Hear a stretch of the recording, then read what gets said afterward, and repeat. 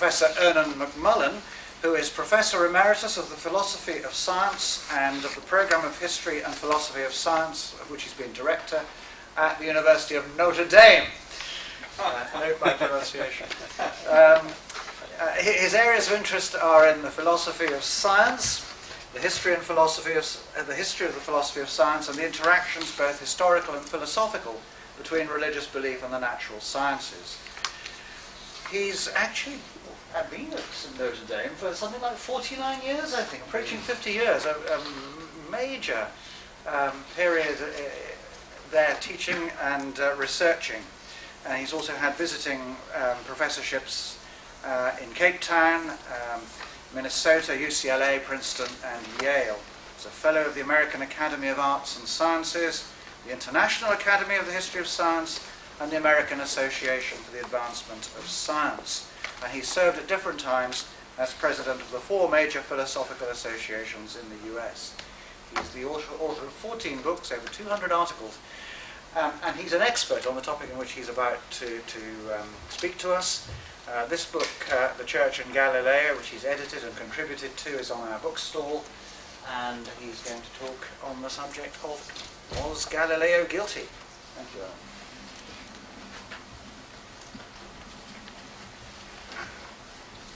Before I begin with the outline that I have here, I want to tie in the topic just very briefly with our topic of this, our set of topics of this morning, because what I'm going to be talking about today is a quite specific historical event. It happened in the 17th century. It had 2 phases, one in 1616 when a certain decree was passed, one in 1633 when Galileo was condemned for holding that view, holding the Copernican view. And these are very specific historical events, but they came to take on a huge importance later on, and particularly in the 18th century. John mentioned this morning the strong attempts made by the encyclopedists in the 17th century, and by those who followed them afterwards, to portray science and religion as inimical to one another, as hostile to one another. That was a very important part of the whole program of the encyclopedia, and it had to do in very large part with the political situation in France at that time. It's a complicated topic in itself. But what I wanted to emphasize was that for the encyclopedists, Galileo was their poster boy, as you might say. He was the one to whom they always referred in detail, and it might also be added with a great deal of mythology about Galileo having been tortured, having been put in jail, all kinds of stuff, none of which is true, in fact. But the central point they were making was that the condemnation of Galileo was, in fact, a conflict directly between theology and science, between religion and science, and specifically that what had been at issue was the Copernican worldview. That is, that the Copernican worldview was rejected, the suggestion being that it was in favor of an older worldview, which the church supposedly defended, which was the Aristotelian worldview. So basically, the way in which it was presented was as though you had 2 scientific worldviews, one an ancient one the Copernican one, the sun-centered one, and that the church had, with its authority, opted for the older view, the traditional view, against innovation, against the new, and so on. Well, this picture is, in fact, false. I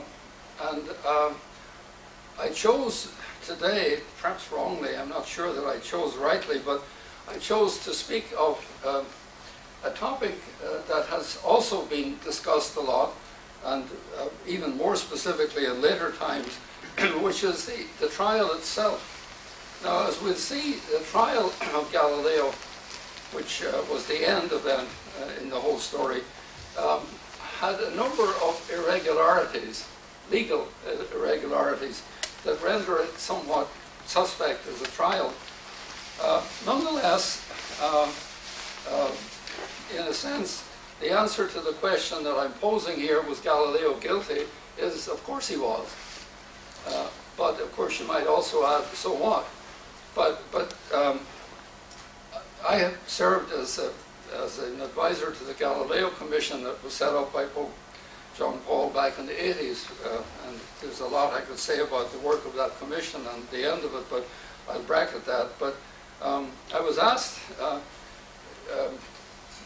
semi-officially, a little earlier than that actually, whether the request that had been made by a number of Catholic bishops in connection with the Vatican Council in the 60s, whether in fact the idea of a rehabilitation of Galileo was in order, and the suggestion was made that there should be a retrial, that it should be tried over again. My very emphatic advice was, for God's sake, don't try him again, because you'll find him guilty a second time. We surely don't need that.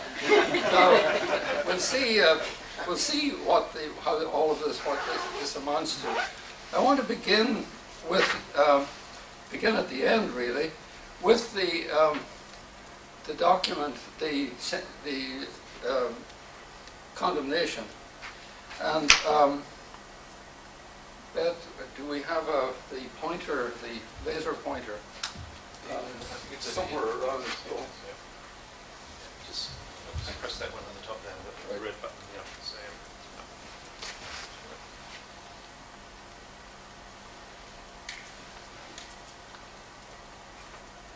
This is the actual sentence, and I want you to look at the part that's emphasized here. What he is condemned for is namely having held and believed a doctrine which is false and contrary to the divine and holy scripture, that the sun is the center of the world and does not move from east to west, and so on. And secondly, that one may hold and defend as probable an opinion after it has been declared and defined contrary to holy scripture. The central issue at the trial, as earlier, was the question of holy scripture. It was not a question of science. The issue of science never came up, either in 1616 or in 1633. The issue was, does the Copernican view contradict the scripture? That was what was discussed in both cases. It was not a question of balancing one worldview against another or looking at Galileo's new evidence. That actually didn't happen. Perhaps it should have happened. In fact, certainly it should have happened, I suppose. That in itself is an interesting question. It would have made a big difference whether it was 1616 or 1633, actually, if that had happened. But basically, the question all along was the question of Scripture. Now, I want to stress that because that's one of the main points I want to make today. It's a point that now is widely accepted, but that has in fact not been the usual view until fairly recent times. Now, I really should say something first to introduce that, because in point of fact, if the Copernican view, if Copernicus had worked a century earlier, if he had worked in the 15th instead of the 16th century, I think the results might have been quite different. And what made the enormous difference, and this I want to stress, was the Protestant Reformation. That was absolutely the decisive event in setting up the whole Galileo case. That may sound strange in a way, but I think it's easily documented. The reason I say that is that prior to the Reformation, the attitude towards the interpretation of Scripture was relatively open. That is to say, if you look at medieval discussions, particularly in the Augustinian tradition, where Augustine accepts something like a developmental account of the creation, I should emphasize, by the way, that when Augustine looks at the book of Genesis, he takes the Genesis account to be metaphorical. He said it's obviously not to be taken literally, and he himself defended a view which suggested that what the Creator did was to make, in the first instant of the creation, the seeds of all the natural kinds that would come later. The seeds would be there from the beginning without any need for later intervention. That's a whole story in itself, but I want to emphasize that that Augustinian view was widely discussed in the Middle Ages. It was not accepted by the Aristotelians, but it was in fact widely And Nicholas of Cusa in the 15th century defended a sun-centered view. He was a cardinal. He wasn't brought to trial, nothing of that kind. But what happens with the Reformation, both to Protestants and to Roman Catholics, was a hardening of the view towards Scripture. It's easily documented. That is, since the issues between Protestants and Roman Catholics had to do in large part with the attitude towards Scripture, and specifically certain phrases in Scripture, about the Pope, for example, about St. Peter and so on. The whole question of interpretation, who had authority to interpret, who should be the interpreter, that was at the center of the Reformation debates.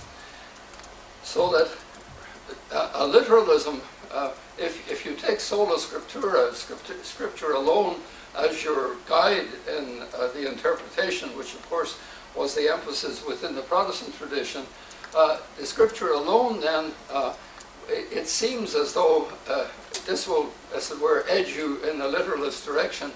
But what's striking is that the Catholic reaction in the Council of Trent was, in a way, almost more literalist. And the central figure in the events I'm going to be mentioning here is the man who would later become Cardinal Robert Bellarmine, who was central in the first episode we'll be looking at here.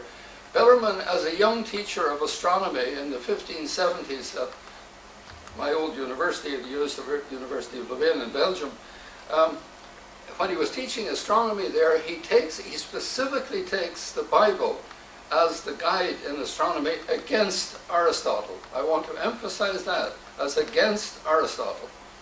He specifically contradicts Aristotle on crucial points and says we must take a literal account of the Bible as our starting point for an account of the universe. Now that would have been absolutely unthinkable in earlier ages. You would certainly not get that view from Aquinas, for example, or people writing about natural philosophy in earlier ages. There's a much harder line on interpretation where he says, for example, as he did say later on, in fact, in the Galilean controversy, where Bellarmine will say, for example, that the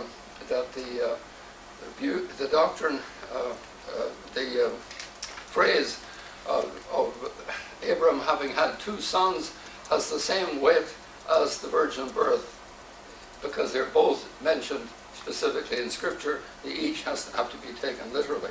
Now,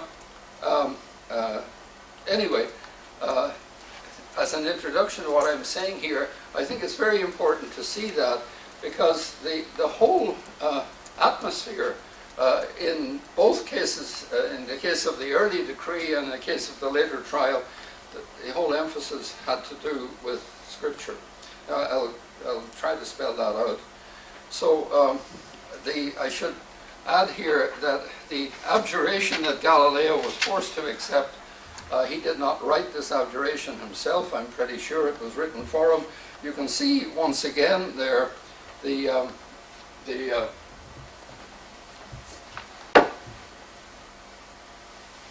mentioned parts here that what he was found guilty of.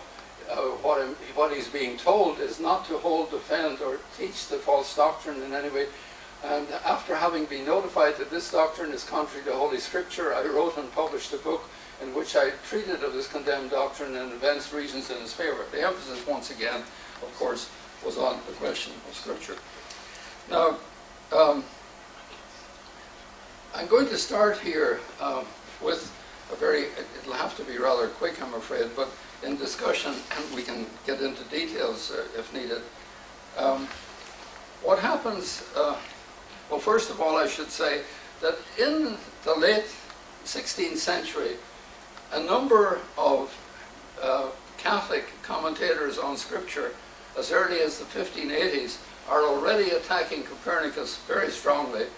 And the reason they are attacking Copernicus has nothing to do with cosmology or with whether the Earth is at the center. If you know the Brecht play on Galileo, where much is made of moving the Earth from the center to the periphery, that never occurred to them. That never is mentioned anywhere in the documents. That is a much later invention. But the issue has to do with certain phrases in the Old Testament where the movement of the sun is mentioned. The most famous one from the book of Joshua, where the son, Joshua, begs the Lord to make the sun stand still in order that he can wipe up his enemies. It seems not a terribly good motive on the Creator's part, it seems to me, but at any rate, he favored Joshua, and the sun stood still, and the enemies were wiped out. Not a terribly great, well, anyway, one could talk about modern days in Israel, I suppose. But at any rate, that was taken, since that mentions the sun standing still, clearly therefore the sun must be moving. And likewise, there are a number of passages in the Psalms, notably, where the earth is taken to be the paradigm of things at rest, the immobile earth. Now, none of these passages are very central to Scripture. It's quite conceivable that the Old Testament would have been written, or could have been written, without any mention of them. They're peripheral in all cases. The ones about the earth are always metaphors, analogy quite clearly. It's always comparing it to something else. The immobility of the earth is compared to other things.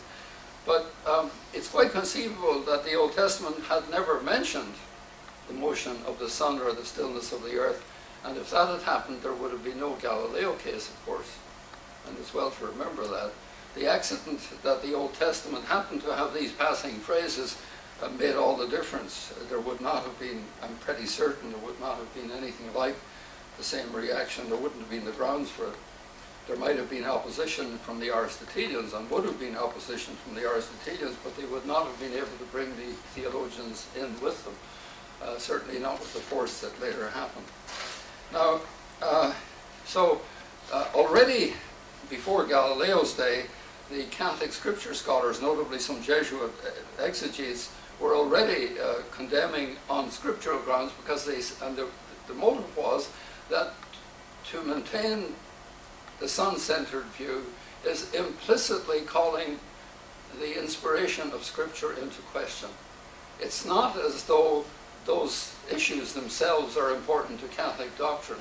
What was important to Catholic doctrine was the issue of the Scripture as revelation, the Scripture as authoritative in matters human, and therefore the implicit challenge to it was the charge. Now, this was before Galileo's day. So Galileo comes along in 1609 and carries out his wonderful world-breaking effort of imagination in part, and of course of observation. It's a crucial moment in the history of science, one of the crucial moments, because for the first time empiricism is undermined.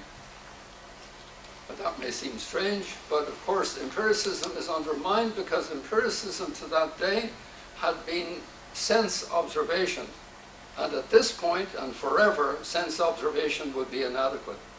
Sense observation from now on will become a very minor thing indeed, until in the modern lab it is of no importance except to read the data, so to speak. But we don't observe in the modern lab in the sense in which empiricism originally defined observation. Everything has to be inference, and that inference depends on theory. And so there is a whole theoretical moment coming in here that was not present earlier. This is a side point, but in the history of science, this moment is very important indeed, because for the first time, there is a new element in science, the element of imagination. Not just the instrument, but the imagination which creates the theories which interprets that observation. It's a matter of interpretation, and that interpretation is going to depend in the first instance on the powers of imagination, something, for example, that I think Descartes clearly saw. Now, his observations were fatal to the Aristotelian natural philosophy, quite fatal. Some of them were not quite fatal, perhaps the observation of the sunspots with the idea that the heavens are changing, the observation of the satellites of Jupiter, which showed that the Earth was not the only center of rotation.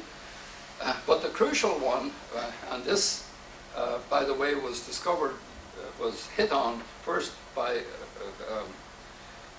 a disciple of Galileo's who suggested that he should try to check on this, and it was to see that the planet Venus had the phases like the moon.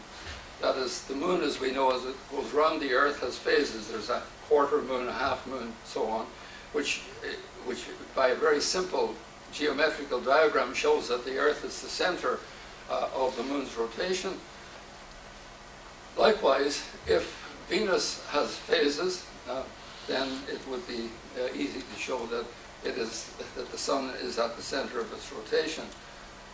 And in fact, that is what Galileo discovered. Now that puts an absolute finish to the Aristotelian cosmology, but as John pointed out this morning, it does not put a finish to the Tychonic system. That is the system which has the Earth at the center still, by the way, on biblical grounds, a point that wasn't emphasized earlier, but Tycho's he had two reasons for it, but one of his main reasons for retaining the Earth at the center was in fact the Bible.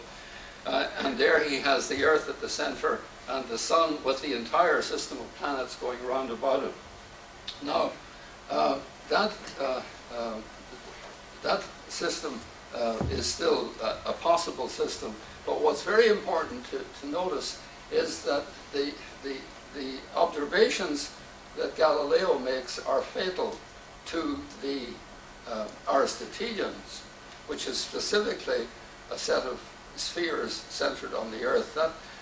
That simply can't fly anymore. Now, the reactions of the Aristotelian philosophers who were dominant in the universities at the time was quite strong, particularly in Galileo's own Florence. But very rapidly they pulled in the theologians on theological grounds. And the theologians took over the debate, and from then onwards the scientific debate just vanished. It's interesting, if you look at what preceded the discussions in Rome in 1616, the issue of what the evidence was from the new observations simply doesn't come up. And as a number of recent historians have been stressing, Dave Lindbergh, for example, when it comes to the discussions that take place in Rome at this time, about which we know a little, the issue always is the question of Scripture. Are these passages, is this new view contrary to Scripture or isn't it? Unfortunately, what they don't discuss is what is the warrant, observational warrant for the new view. This simply, now what is important, the point that Lindbergh has always made, is that if you were to take a vote in 1616, the year in which the view was condemned by the Church, if you were to take a vote among the scientists of that day, the word scientist, of course, is anachronistic here, among the natural philosophers who worked in astronomy, almost the only voice that would have been speaking for Copernicus was that the powerful voice of Kepler, the imperial mathematician. Kepler was strongly in support of it and had worked out reasons for that, which would be a story in itself. But apart from Kepler, the working astronomers of Italy, the astronomers of the Collegio Romano, for example, in Rome, who were among the best astronomers of the day, the Jesuit astronomers at that time were dominant, simply were unanimous that this new view simply could not be right. Now, they had several reasons for that. They were aware of the challenge to the Aristotelian view. They were aware of that. But, of course, that still leaves Ptolemy. And it's still, at least in their view, it's still, the contradiction there is not quite so immediate. It is, in fact, decisive there too. But in particular, it does not undermine Tycho Brahe. And that was the point that the Jesuits had already fastened onto. And so there would have been very little support for the Copernican view among the scientists in the year in which the Church condemned it. It wasn't a matter, so to speak, of the Church's view setting itself against the scientific consensus of the day. That simply is not the case. as I say, Kepler would be the solitary exception there. And one reason in particular that the astronomers and natural philosophers of that day would have taken would have been that to take the sun as the center of the system undermines not just the Aristotelian spheres and so on, but the entire Aristotelian physics, the whole theory of motion of Aristotle. Now, Galileo did not have a theory of motion at this point. That came only much later. There simply wasn't an alternative to the Aristotelian theory of motion in 1616. And so in the absence of that, the objections against taking the Earth to be in motion really were very powerful. The idea, for example, that if the Earth is in motion, why don't things fall over? Why isn't the air whistling past us? I mean, all kinds of common sense objections of that kind, which are not that easy to overturn, in fact. But things would be very different later on when Galileo writes the dialogue. But at this point, there isn't an alternative to Aristotelian physics in the context of the theory of motion. So the point I'm underlining then here is this, that as this debate picked up in 1615 and 1616 in Rome, the issues that were being debated there simply took the science of the day for granted. They simply said, of course the sun is moving around the Earth, of course the Earth is at rest. We can show that physically. Now they would also, at least if they were well aware of the new observations, as many were, they would also have realized that there was in fact a contradiction brewing about the Aristotelian physics in another respect, namely about the spheres, particularly the spheres and the whole account of the heavens.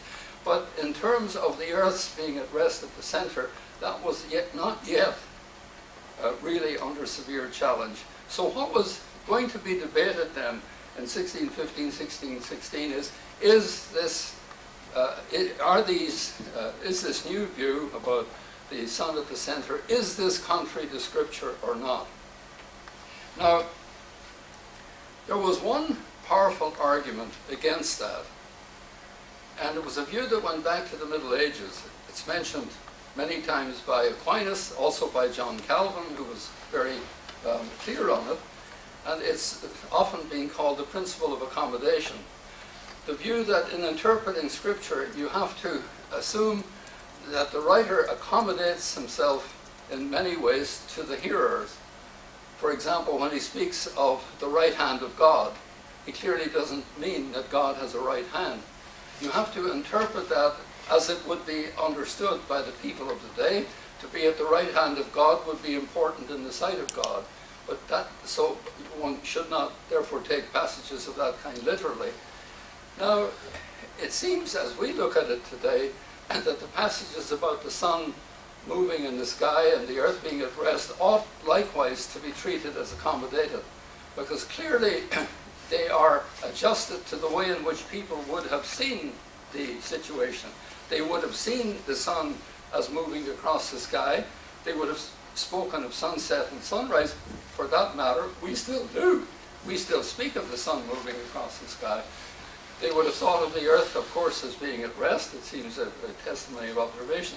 So you could imagine that when the book of Joshua was being written, if in fact Joshua had been aware of the Copernican alternative as being the correct alternative, he would have really puzzled the audience of that day. He would have had to put a very elaborate footnote and said, when I say that what's happening here is that the earth is at rest and not the sun, they would have said, you're crazy. So, I mean, obviously, the only way in which Joshua could describe for that audience what was going on was the way in which he did describe it, but it by no means is committed to the idea that the earth, in fact, is at rest and the sun in motion. Now, that theory of accommodation was, in fact, a commonplace. But unfortunately, in the debates of the late 16th and early 17th century about the interpretation of Scripture, the theory of accommodation tended to be not set aside entirely, obviously couldn't be, but it was diminished. For example, when Galileo, early in the debate, writes to a cardinal in Rome about about the whole situation, asked his advice, Cardinal Conti, in 1613. He asked Conti, what should I think about this? Is the scripture really supporting the Aristotelian view here? And Conti writes back a very interesting letter and says, well, no, I mean, the scripture is not committed to Aristotle by any means, but if it's a matter of the sun moving and the earth at rest, it's possible that the writers are accommodating themselves to the time, but one should never presume accommodation unless, in fact, it clearly is required. That is, unless you can prove that the earth is, in fact, in motion and the sun at rest. And, of course, that was still, Galileo was not able to do. He was able to give a pretty good argument for it, but he certainly couldn't undermine the Tychonic view. Okay, so here we have then the debate going on, and we have a very rapid convocation of a group of consultors in Rome, and I'm rather embarrassed to say that the chair of the board, if you look at it carefully here, was an Archbishop of Armagh in Ireland. But I would have to say that the reason he was in Rome was because of James I in England. But at any rate, that's another story in itself. This committee sat, and fairly rapidly, it was the most distinguished theologians in Rome at that time. Peter Lombard, who was the chair, was a very distinguished theologian indeed, with a lot of work to his credit. But what they find, and this is the crucial thing here, is the two propositions. The sun is at the center of the world and completely devoid of local motion. The earth is not the center of the world, but moves as a whole and with diurnal motion. Now, the first of these is said by the consultors to be formally heretical, since it explicitly contradicts in many places the sense of Holy Scripture. That's the reason given, nothing to do with science. It explicitly contradicts in many places the sense of Holy Scripture according to the literal meaning of the words. I mean, that's the crucial move, of course. And of course, within the Catholic tradition at this time, the heavy emphasis on tradition, according to the understanding of the Holy Fathers and doctors of theology. So that proposition is held to be formally heretical. The second proposition about the earth is said to be, in regard to theological truth, erroneous in faith, which is a lesser condemnation than the other. And the reason for that, this is a distinction that some critical writers have made fun of, but the reason for it is simply that the passage in Scripture about the sun being in motion, namely the Joshua passage, is clearer and more emphatic and more difficult to reinterpret than this passage here. And so it's the difference in theological weight in the two. And you'll notice that what is said is that the proposition is foolish, absurd in philosophy. It's absurd. We don't even have to discuss that. That natural philosophy here, of course, is the science of the day, and they would have had most of the scientists of the day, scientists in our sense, that is the people working in natural philosophy and astronomy, would have been on their side. So that's simply taken for granted. But the crucial issue is this, since it explicitly contradicts the sense of Holy Scripture. That was the gravamen, that was the thing. Now, since I have committed myself to talking about the trial, I have to go on into a little detail here. In some ways, this may not have been entirely necessary for the main points I'm making. Sorry, that's not the right one.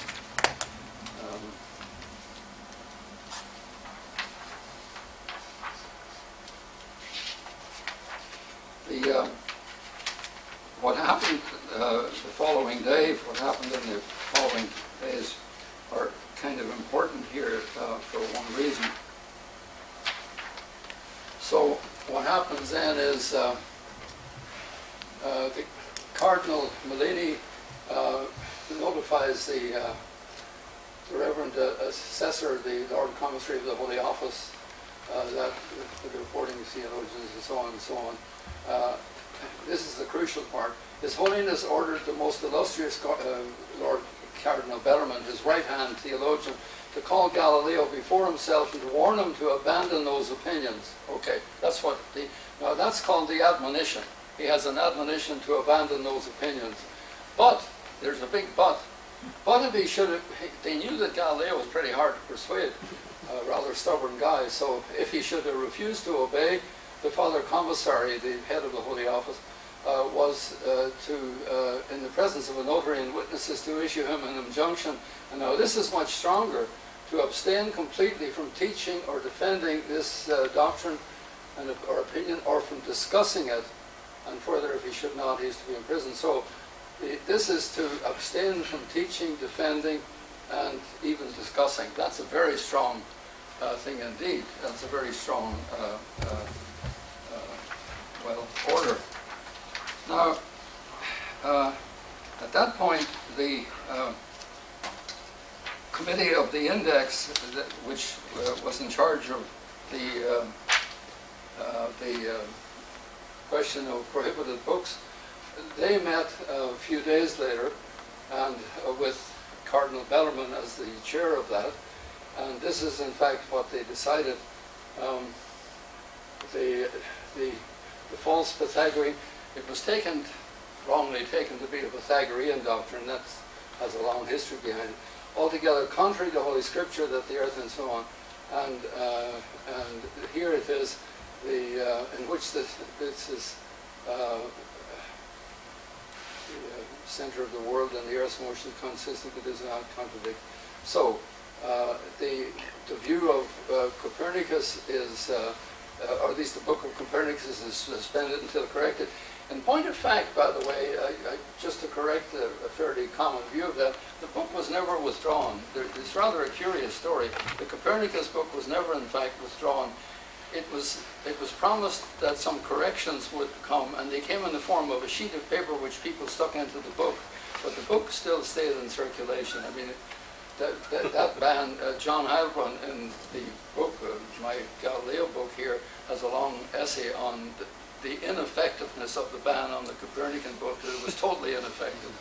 But at any rate, this is the decree, and you'll notice that the decree says that it is altogether contrary to Holy Scripture. Now, notice it says nothing about heresy. And the consultors to the Holy Office had recommended the label of heresy, but in fact the debates that went on within the Holy Office, and specifically within and it's interesting that much later a letter from someone who was involved at the time points out that two cardinals in particular were emphatic on not having it condemned as heretical. And what's very interesting about that is that one of those two cardinals was the Pope, who would later condemn Galileo in 1633. One of the two who specifically earlier did not want it to be described as heretical. But something, now of course, calling it contrary to Scripture is still fairly severe, but it doesn't have the technical term heresy involved in it as yet. And that, I think, is rather significant. Now, the next move I want to just mention in passing is that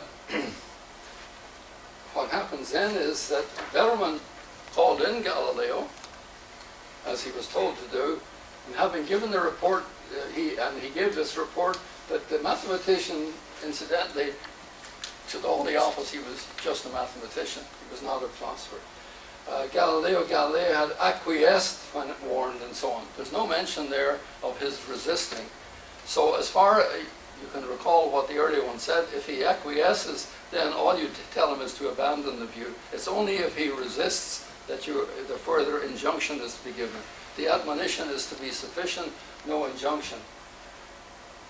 So, and then a word, the rumor went out among the gossip of Rome, and that Galileo had been punished in some way.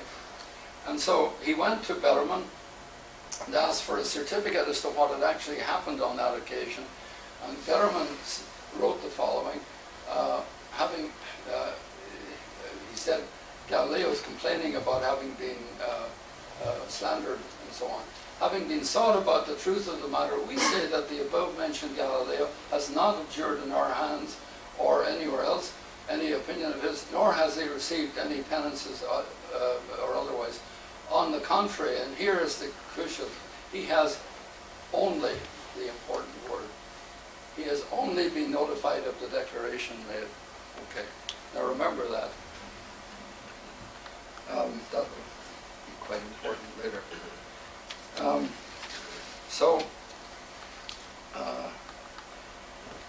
Moving on, what happens next, Galileo goes into semi-retirement as far as Copernicanism is concerned, and he works on other topics like comets and sunspots and so on. But some years later, his friend Cardinal Barberini, the man who had come in support of him in this earlier date, was made Pope in 1623. Galileo was ecstatic and comes to Rome to congratulate him, and manages to get a long series of interviews with him in the Vatican gardens. I always wish that we'd had some sort of tape recording of those conversations, because I really think it would be important to know exactly what was said there. But the general force of what Barberini allows, Galileo was pressing him to allow him, Galileo, to write a book on Copernicanism. And what happens is that Barberini apparently says, yes, you can do that, provided you treat it as an hypothesis. Now, everything is going to hinge around the word hypothesis here, because there are two separate issues here. First of all, in the tradition of mathematical astronomy going back to Ptolemy, it was clear in the Middle Ages that the Ptolemaic system, with all its epicycles, was contradictory to the Aristotelian system, which simply had spheres.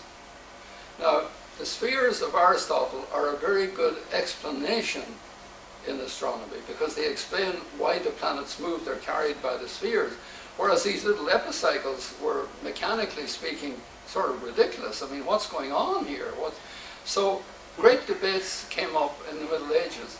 In the Islamic tradition, there was a very great debate, particularly around Averroes. Averroes has much to say about this, and Averroes more or less says it's a scandal that there should be two different systems which are actually contradictory. One of them predicts correctly and the other explains correctly.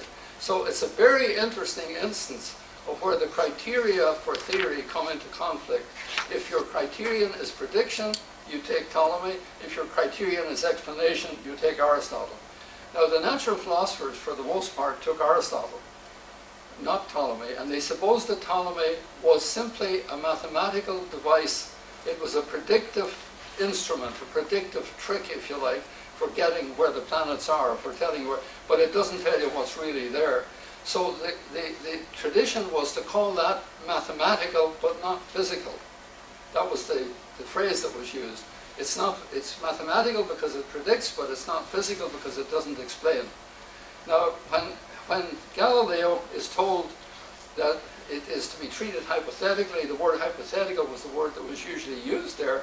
What was meant by that? What would have been meant by that by people like the Pope, like Urban, would have been, look, as a mathematician, you're not entitled to make any stronger claim than that this predicts better. You can't make the claim that it also explains better and therefore is the physical reality. Galileo as yet doesn't have an explanation. That didn't come until Newton. And even Newton, that's a question. But at any rate, so here we have, the situation that Galileo and the Pope are clearly misunderstanding one another. That has become clear later on.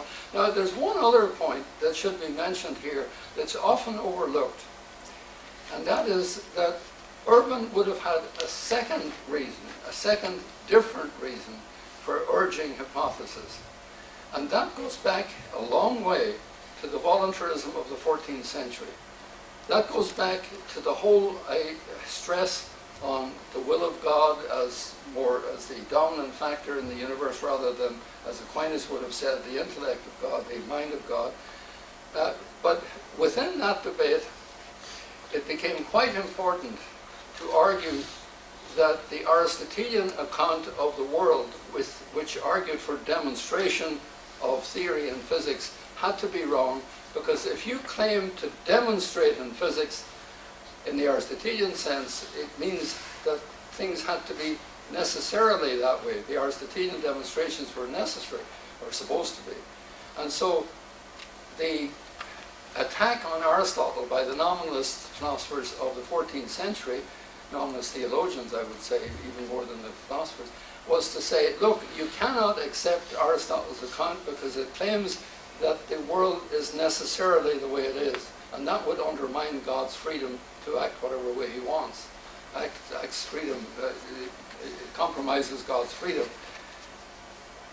What Urban and many others in Rome at that time were also saying was, you cannot claim to prove the Copernican system, because in point of fact, the Creator could be bringing about the effects that you claim are due to the Earth's motion. God could be bringing these about in a different way.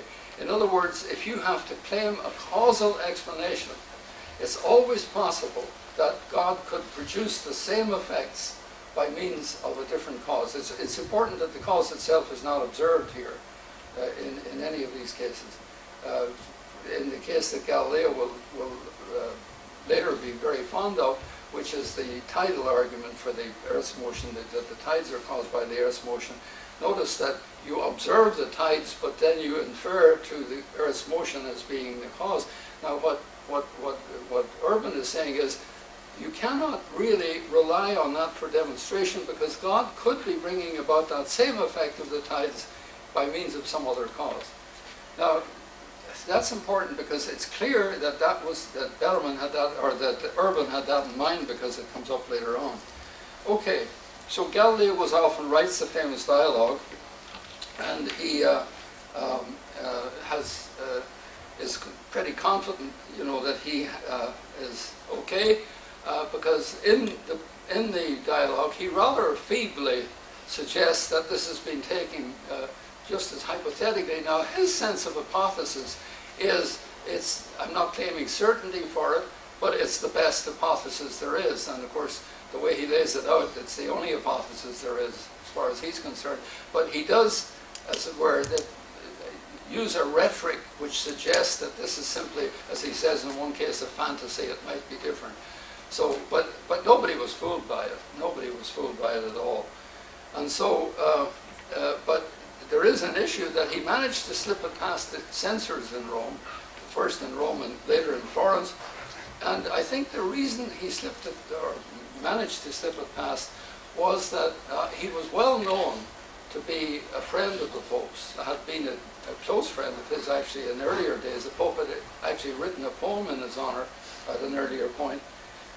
But at this point, he still seemed to be a friend of the Pope's, and it was known that the Pope had, in some sense, authorized what was happening here, the book's writing, so that the censors were obviously caught in the middle. They figured that the Pope has said okay on this, so it must be okay, so they said okay, which got them in some trouble later on.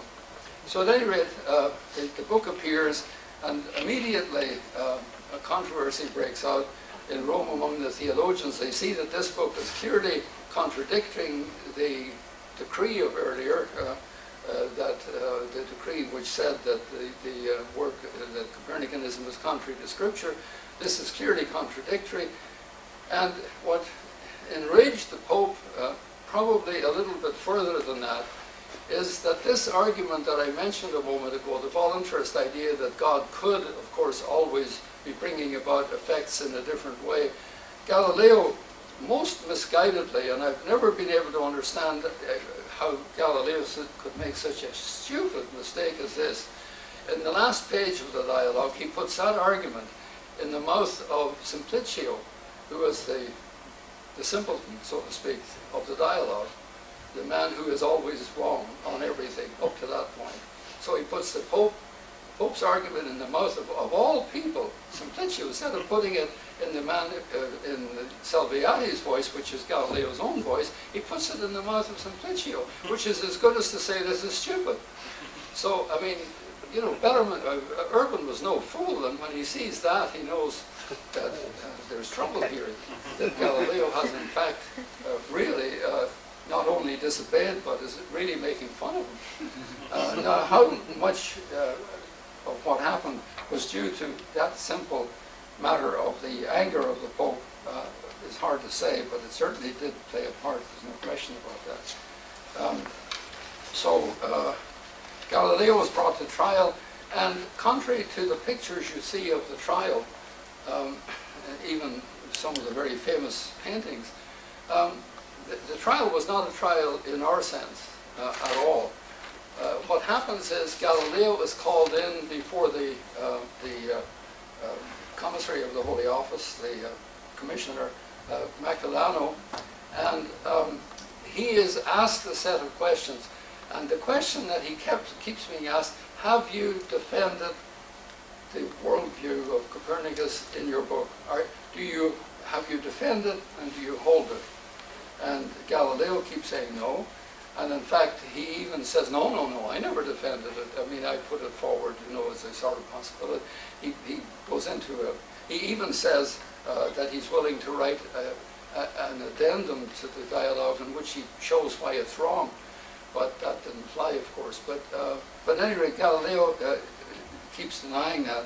Now, at that point, they produce the injunction that I mentioned earlier. Now, this injunction says he's not even to discuss it, let alone teach and defend it. And this injunction is brought forward in the trial, upon which Galileo produces the certificate, which he had fortunately kept all those years, where Galileo says he was only told, in this famous case, you know, only told that he must abandon it. So clearly there's a contradiction here. And Galileo scholars, for the last, ever since the manuscripts, the documents of the trial came to light in the middle of the 19th century, this contradiction has come in for all kinds. There's a huge literature of it, right up to this very moment, as a matter of fact. And the book I mentioned in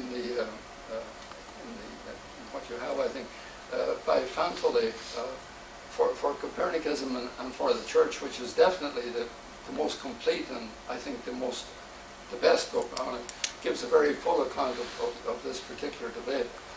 But I think what seems to have, my view, I don't fully agree with Fantoli on this. First of all, it's been said that the injunction was forged simply in order to incriminate Galileo. Now, the argument against that, I think, is conclusive. It's in the right handwriting, it's right in its place. I mean, all the rest of it, it clearly is not a forgery, at least in the ordinary sense of the term. If it were given, it would have been against the Pope's orders, because Galileo did in fact acquiesce clearly.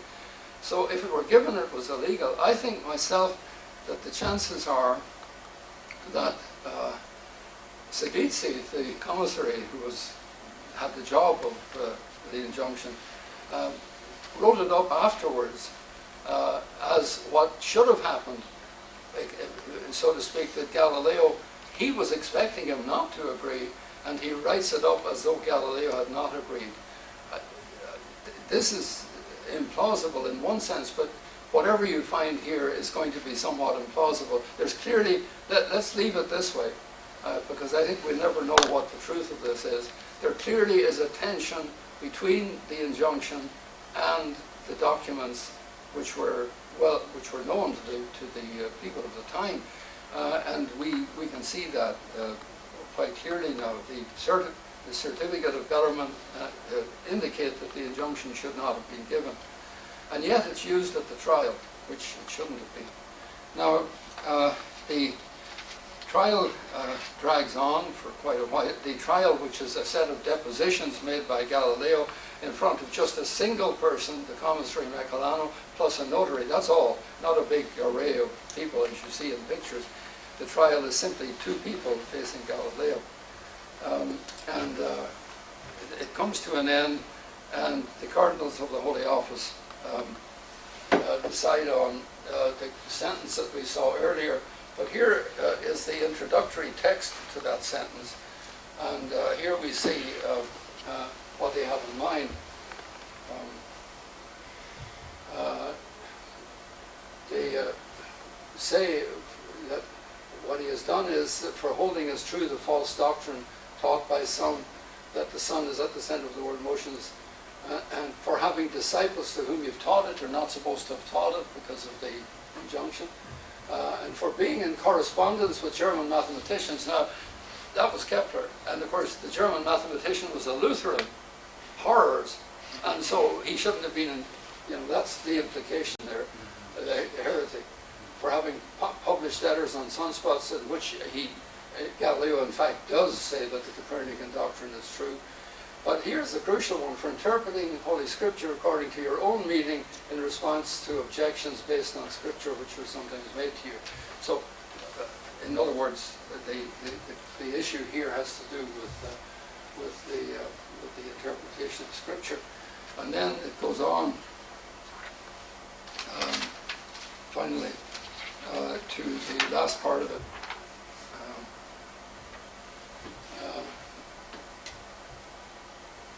Having been given suitable terms, this certificate, now here you see they take into account Bellarmine's certificate, which you said you obtained to defend yourself from the calumnies you were claiming. This certificate says that you had neither abjured nor been punished, but only that you had someone. That's correct. Whose content is that the doctrine is and so on and so on. Because this certificate does not contain the two phrases, one is supposed to believe that in the course of 14 or 16 years you've lost any recollection of them, and that this for the same reason you've been silent about the injunction.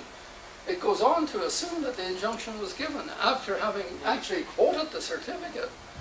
But what it then backs off, interestingly, and says, but you still disobeyed the admonition of Bellarmine, who told you not to defend it. And that's true. That's why he was guilty. That is why he was guilty. But notice that there is a high degree of irregularity because they're using an induction and giving the impression that in fact this injunction was valid, which it wasn't.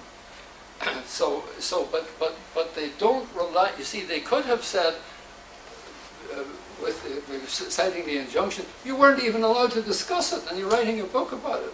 Don't say that. They don't say that because they clearly are shaken about the injunction at this point, but they still include it in the evidence. But they're aware that there's a problem about it. Now, and then Galileo was condemned, as we've seen. He's condemned to house arrest. He had never been in prison. He was he spent the time of the trial in the very comfortable quarters, if you've ever been in Rome, of the Villa Medici, which is one of the more comfortable spots in Rome even today. And but he, on one occasion, was brought to the rooms of Michelano, the commissary, quite comfortable rooms. He's condemned to house arrest for the rest of his life, and in fact, that house arrest was absolutely critical to the history of science. Now, I'm going to more or less end on this point, because what I want to say is that if Galileo had not been condemned to house arrest, we wouldn't have had the two new sciences of Galileo, which is the most important single book in the early history of science. Because Galileo had done, I'm not saying this to justify, obviously, what was done, but it's an interesting consequence that it gave him the leisure of this house arrest for the next 5 years. It gave him the leisure to return to all of these writings of his early years. The work on mechanics had all been done before he left Padua in 1609. He had done all the inclined plane experiments and all that. Whether he had done the business of the parabola is an issue. first thought that he hadn't, but I've been more or less convinced now that he had done that earlier also. So that all of this work was done, but it needed to be organized. And Galileo had been so busy with the Copernican issue for years, he had set the whole thing aside for 20 years. At this moment, he returns to it and writes what is the foundational work in modern mechanics.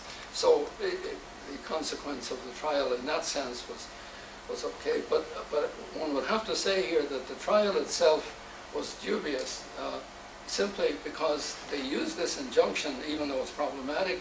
And also a point I didn't mention before, the trial summary, which was supplied to the judges, who were the cardinals, the trial summary is flawed in certain respects.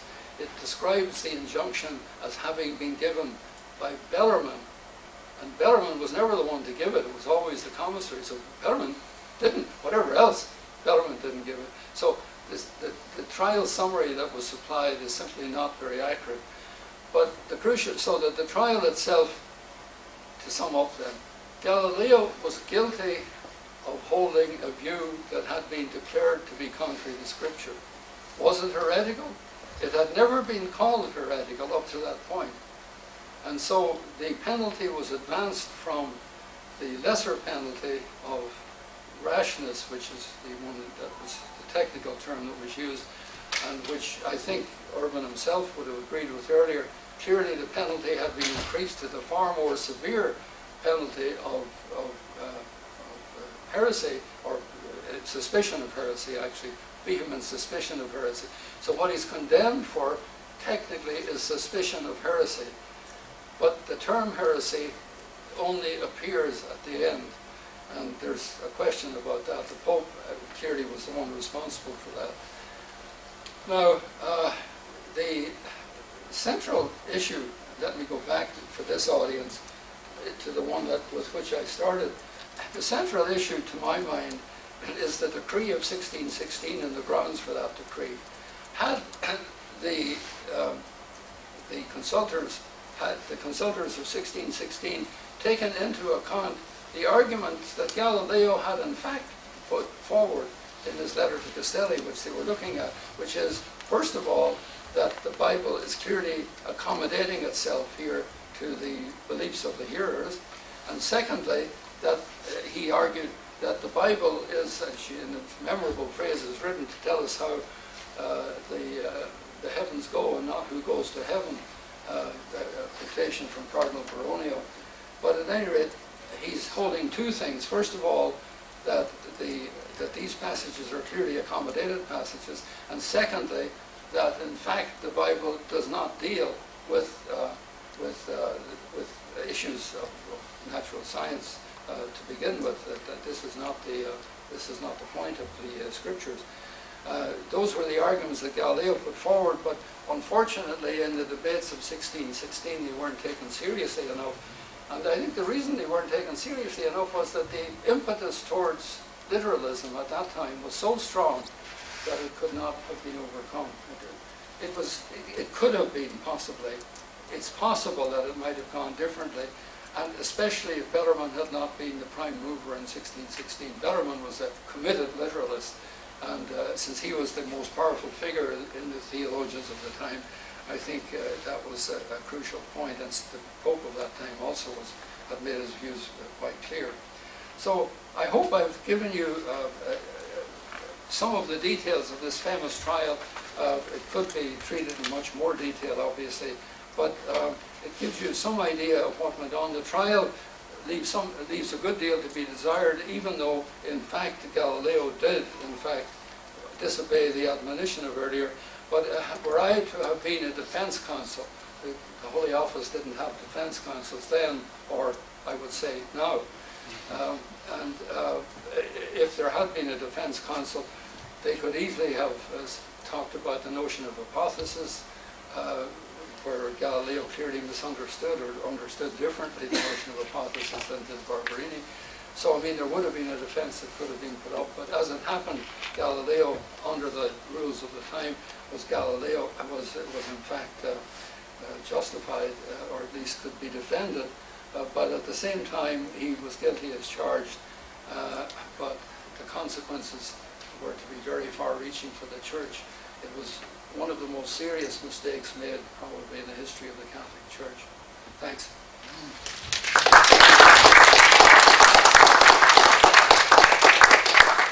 Well, that's a brilliant summary of the Galileo affair and the trial in particular, so thank you. Questions?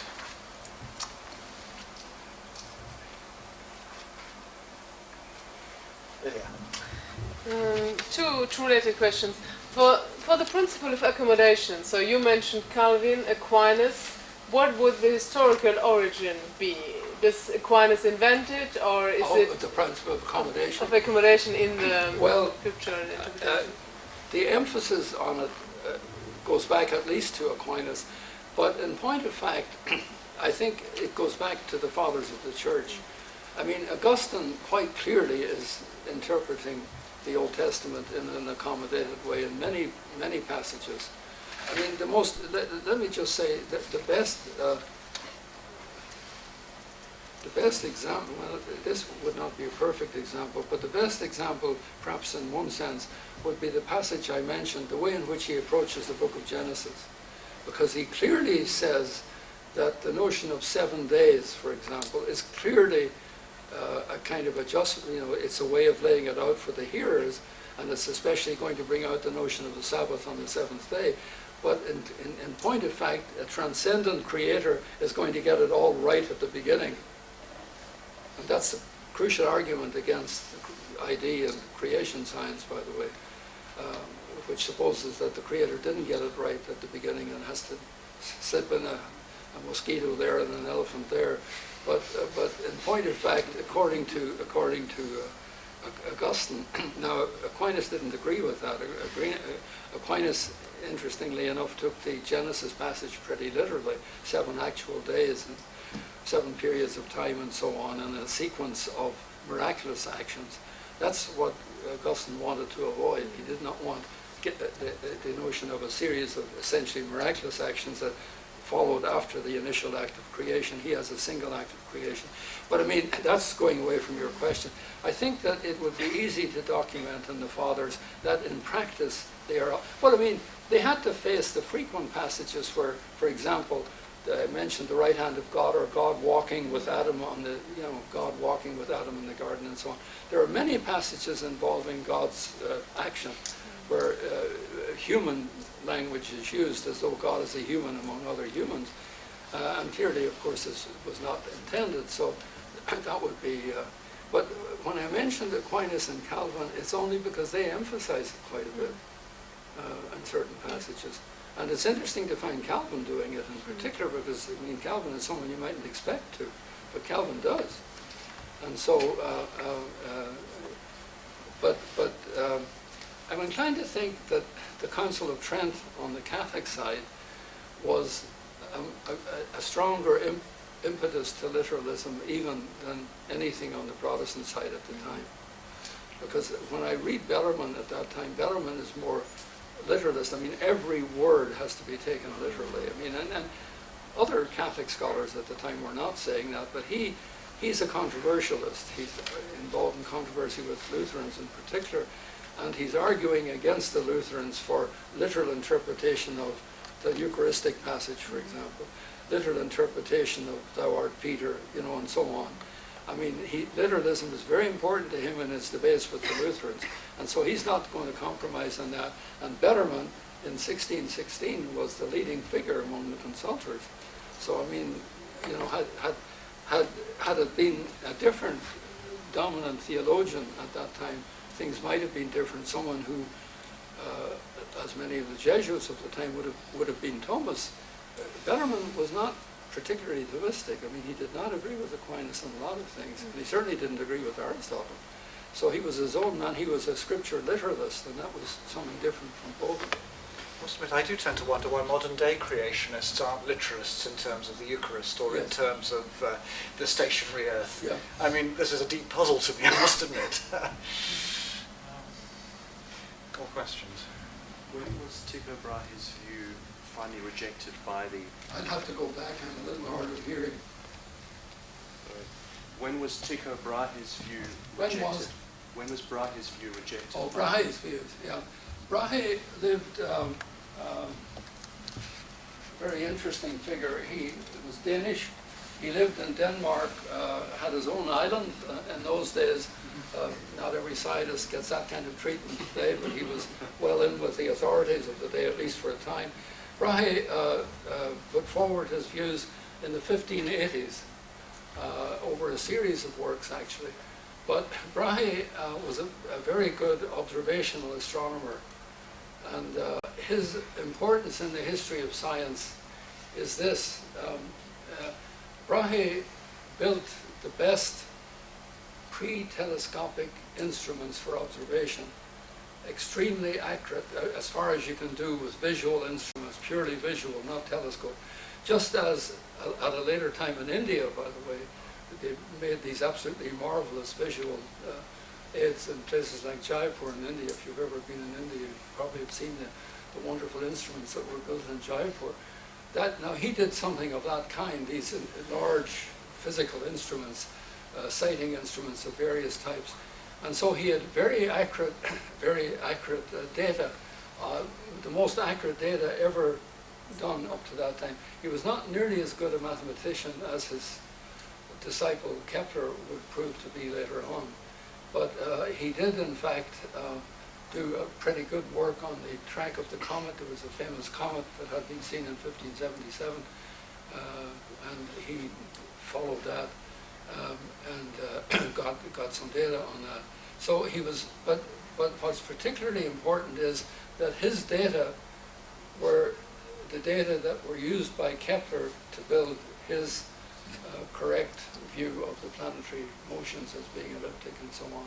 The three laws of Kepler, which were fundamental for later astronomy up to Newton, were based on data that Tycho Brahe had got. And it's interesting in a way that Brahe took on Kepler as a disciple towards the end, but then died. And I might say, by the way, that there's a very interesting episode at that point. Tycho was being criticized by a realist astronomer, an Aristotelian, that astronomy is all just a matter of calculations. It doesn't tell us the reality. And he ordered Kepler to write a response to that. And Kepler wrote a response to that, the Proticone Controversies. And at that point, both Tycho died, and the man who was his critic also died. So Kepler didn't publish that, and it was only published in the 1850s, as a matter of fact. But now it's regarded as possibly one of the best documents in the 17th century. It was written in 1600 on the interpretation of Scripture on these issues. I mean, it's brilliant on that. It's quite good. Now Galileo was better, I think, on that. But you might have, those of you who know Galileo's work will probably have noticed that there's one document I've never mentioned, which is his letter to the Grand Duchess Christina, which is the one that everybody talks about today. The reason I didn't mention it is that Galileo was very careful never to allow it into Roman hands. It was never, despite what you'll find in one book after another, it was not a document that the Holy Office had in front of them in 1616. There's no evidence of that at all. There's good evidence against that. The first time it's mentioned in a Roman document is in 1632, during the trial. It's not mentioned in the trial documents, but it's mentioned by someone writing in Rome in 1632, who mentions it as something which has just come to light. Galileo was careful not to allow the letter to the Grand Duchess. Now, the reason why I think that's a great pity in one sense is that the arguments that he gives in there are entirely devoted to the interpretation of Scripture, and they're entirely based on the work of St. Augustine, rather implausibly for somebody like Galileo, who obviously never read Augustine. But the passages were supplied to him, and he worked them up into a set of brilliant observations about how, in fact, Scripture should be interpreted if there is, in fact, an apparent contradiction between it and science. This is what you should do. I mean, it's a wonderful piece of work. And today it's the thing that everybody quotes about Galileo, but unfortunately it's a document which was not known in Rome. Would it have made a difference? Possibly. Possibly. More probably not, but it might have made a difference. Just to follow up on that, so where did Galileo get all his Augustinian ideas of Yeah. accommodation from in that case? Okay. What happened was that, I mean, he never read Augustine. Galileo didn't read books. Busy. He was a scientist. Yes.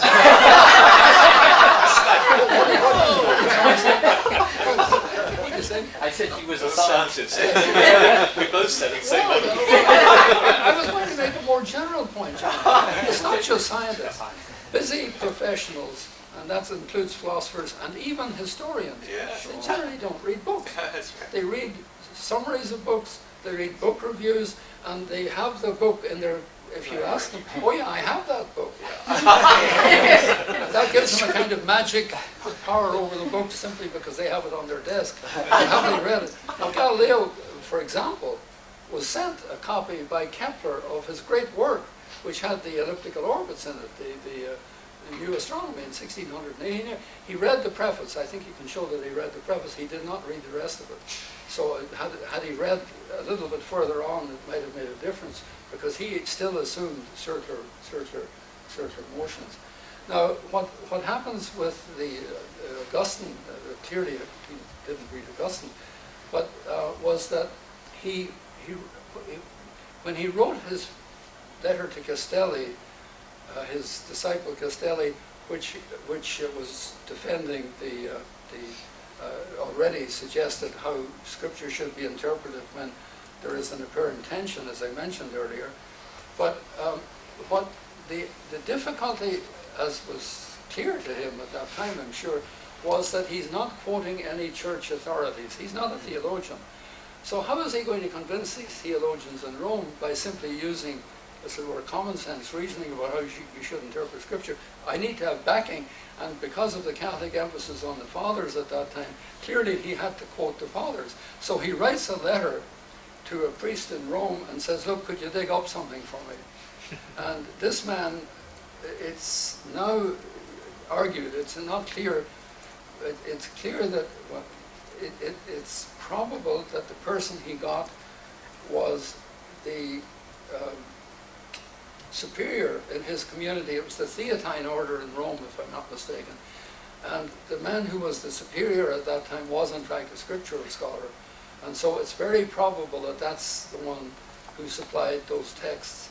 And it's worth saying that the texts here all come from a work of Augustine's which is just simply doesn't make the horizon, all you might say, in modern times, but was very much read and emphasized in those days. It's Augustine's commentary on Genesis. Now, that's a very important work for historians of science for two reasons. First of all, it's within the first few books of Augustine's commentary on Genesis that Augustine lays out what the interpretation of Scripture in the case of conflict should be, and those are the passages that Galileo quotes. But it's also the one within which he argues that the act of creation is an instantaneous act, where the seeds of all the kinds that will come later will later show themselves when the conditions of earth and water are right. How about that? I mean, that's pretty good. It's not evolution, but it's significant.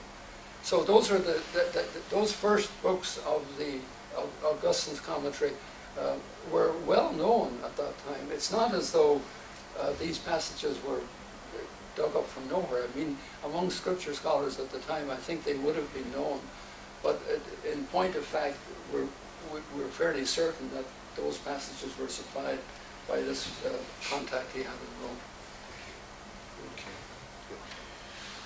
Yeah, thanks. Toward the end of the letter to the Grand Duchess, there's reference, some sort of a concordance hermeneutic going on with regards to the firmament, and also with regards to the center, the sun being at the center of the world, aligning with Joshua 12. But it seems to be tacked on at the end. While if you read the earlier part, and most of Grand Duchess, and of course he has that one wonderful comment about accommodation, he said, I'm not even going to bother to defend accommodation because this would be superfluous. Everyone seems to grasp this. What do you make of that tail end passage? I mean, it's always jumped at me going, this doesn't align with the rest of what I'm reading. Okay. Does that make sense? Am I Oh, yeah, on yeah, the same yeah. page? You're absolutely right. You're absolutely right. That's a very good point. And it's a point that I think has been misunderstood by a lot of people over the ages. It seems at that point as though Galileo is actually quoting scripture in support of his position. Yeah. Now, he had already said in the letter, you can't do that. That's right. You can't. What's happening here is what at that time and now is called an ad hominem argument. An ad hominem argument in the language of rhetoric, which he knew well, where you assume the principles of your opponent and still show that he's wrong on those principles. He's saying, now look, you guys, if you want to talk about the literal word of,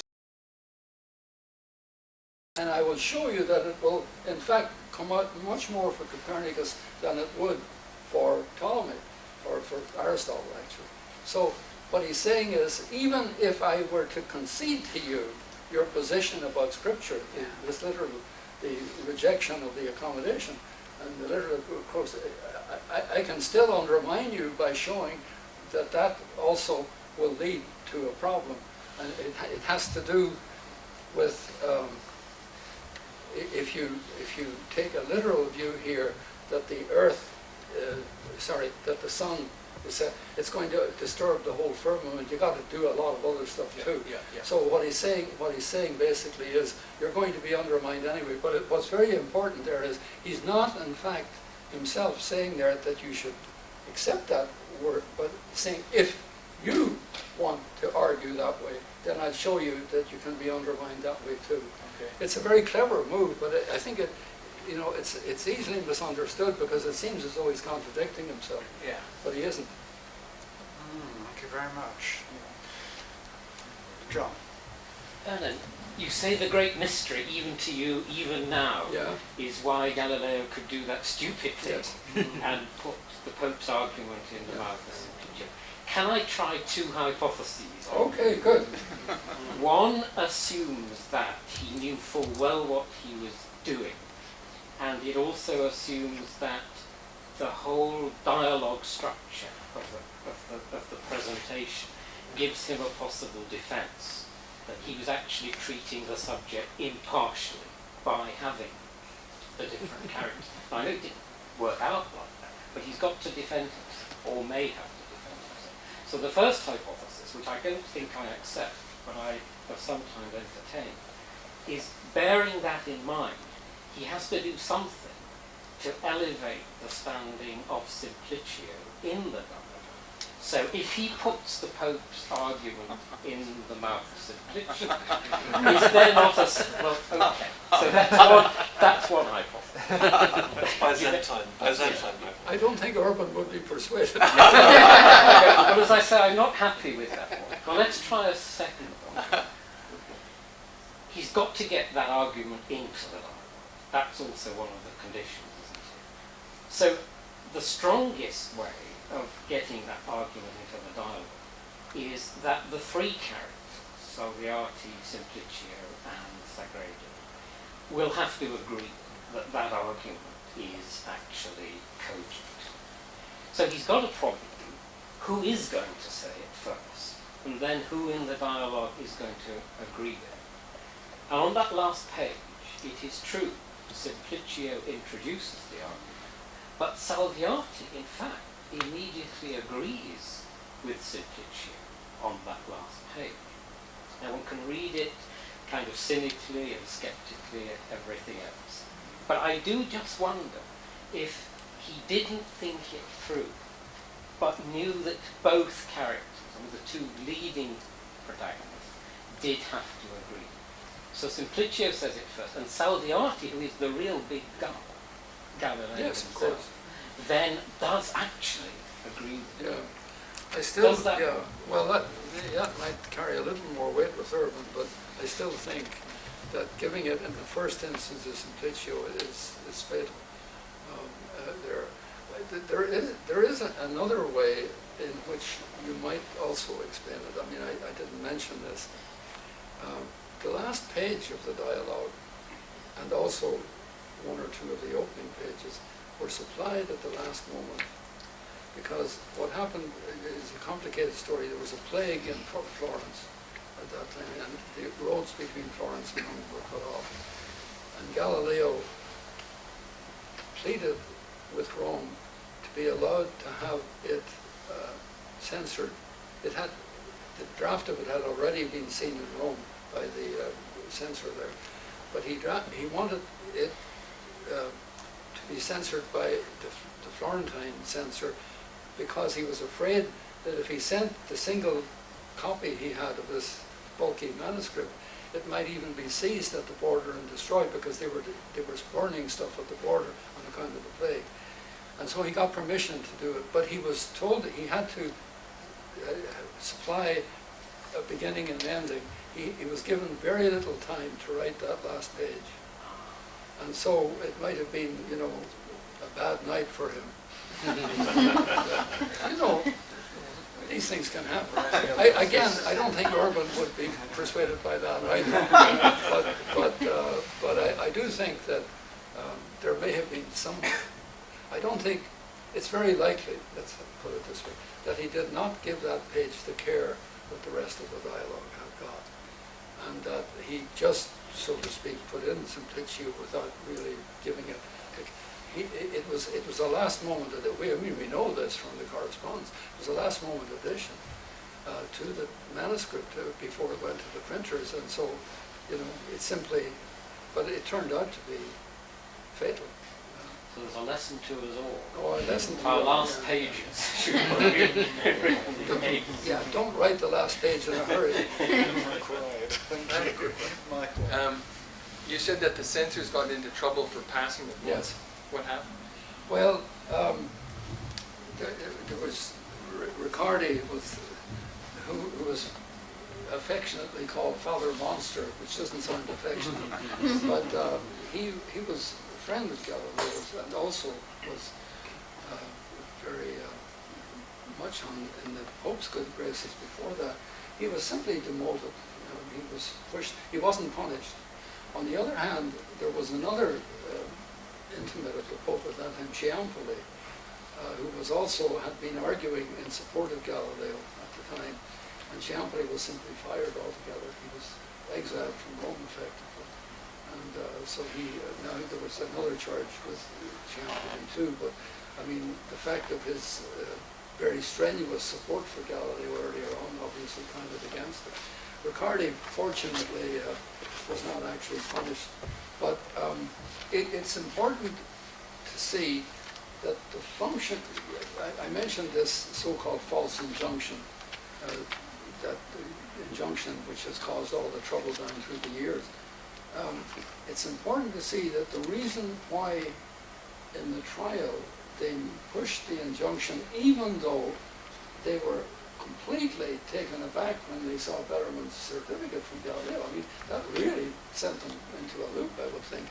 But they still keep bringing it back, and the reason is because the injunction was the reason they gave why the censorship was invalid.